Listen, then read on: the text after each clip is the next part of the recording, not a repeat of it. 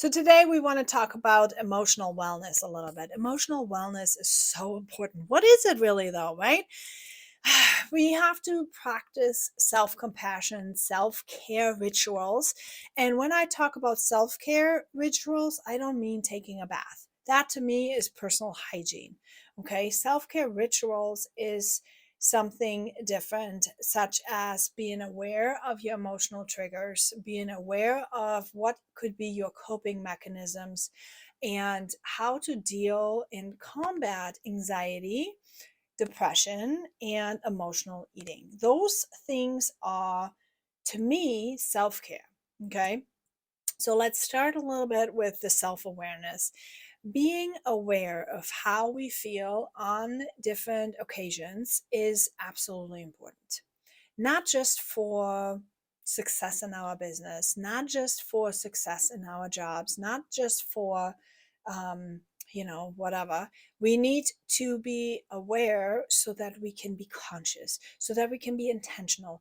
Too many people are on autopilot these days. Too many people are just going through the motions, and you're wasting away your life.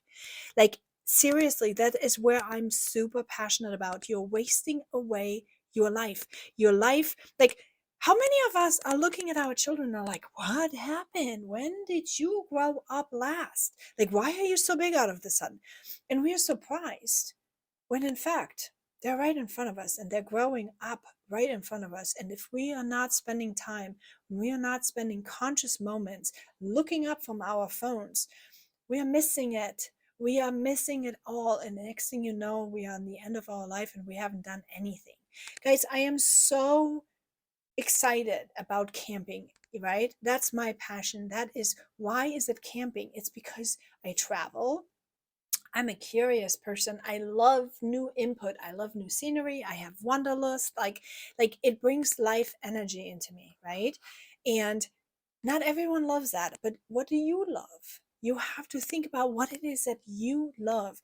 That's emotional wellness. You know what you love, and then you put it into your routine. You put it into your day. You put it in your, in your life.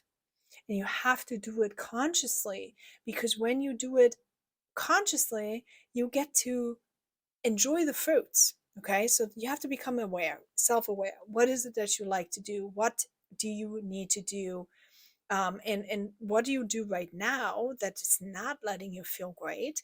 What are you doing now that's contributing to your anxiousness? What are you doing now that keeps you depressed? What is it in your environment that keeps you feeling bad?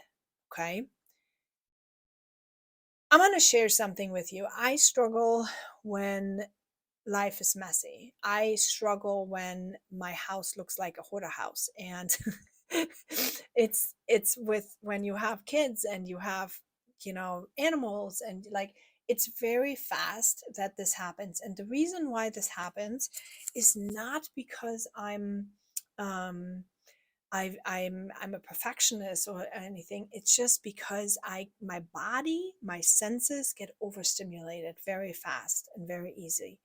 And when I see clutter everywhere, I see different colors and I see different textures, and all these are input into my brain. And because I'm a highly sensitive person, I can see people's emotions, feel people's energies way faster than other people's are, because I have been with trauma.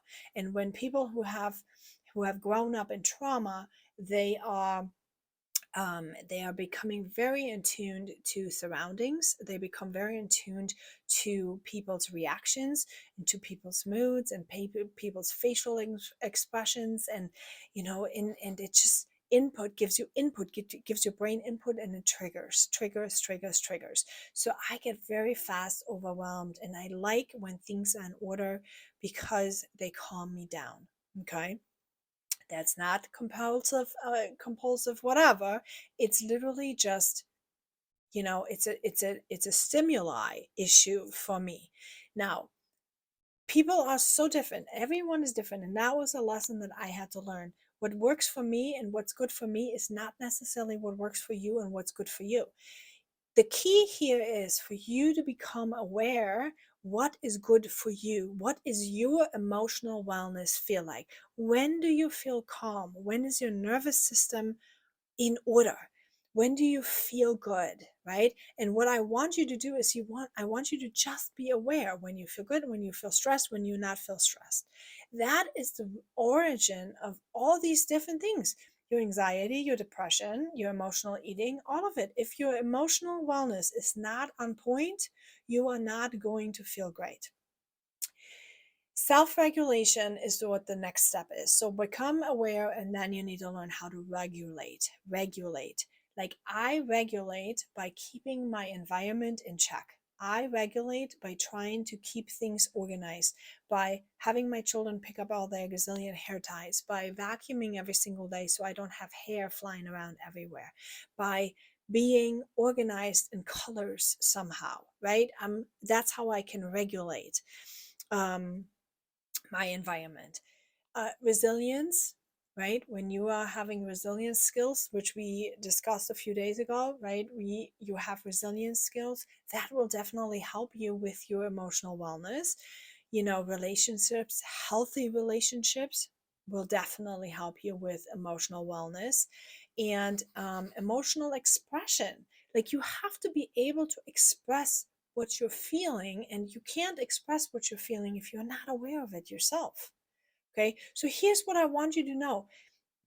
If you are not feeling good, if something is off, if you feel like you're constantly having to self soothe with social media, Netflix, if you are constantly having to eat something that is not healthy for you, you have to check in with yourself. Where are you off? Is it your mindset? Do you have negative self talk, or is it your environment? Is it your environment that is not quite right? What is it? You need to become aware. You need to be able to advocate for yourself. You need to be able to talk about it, and you need to be able to set boundaries and have enough confidence and leadership to ask other people. Assertiveness, right? Assertiveness is a word I was looking for. You have to allow and let other people ask what they want to do. Like you need to let them, you need to set the boundaries to let them. I just lost my train of thought. I just got a text message, which I don't know why. I should have no disturb on. Anyway, forgive me on this. I'm not going to re-record this now. Okay, so what I wanted to say, you need to set the boundaries. You need to set the boundaries so that other people can do what you need. Okay, and you need to have enough assertiveness skills to ask for what you need, and self-confidence, and believe in yourself that you deserve to get what you need.